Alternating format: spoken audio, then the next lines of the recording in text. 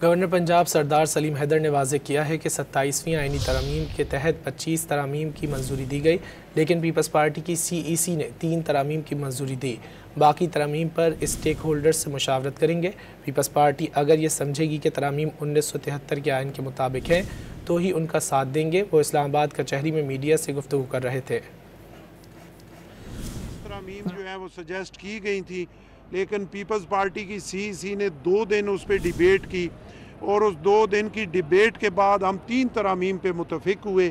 बाकी 22 जो हैं वो डिबेटेबल हैं, उन पे दोबारा डिबेट होगी। पीपल्स पार्टी मुकम्मल डिबेट करेगी और पीपल्स पार्टी ये चाहती है, पीपल्स पार्टी के चेयरमैन ये चाहते हैं कि कोई भी जो तरामीम हो वो जो स्टेक होल्डर्स हैं उनके साथ डिबेट करके, उनसे डिस्कशन करके उसके बाद उन तरामीम को किया जाए। और पीपल्स पार्टी समझेगी कि 73 के आइन की रूह के मुताबिक हैं, उसमें साथ देगी और बाकी जो है वो स्टेक होल्डर्स के साथ डिबेट के बाद जो नतीजा निकलेगा उस पर स्टैंड करेगी इंशाअल्लाह।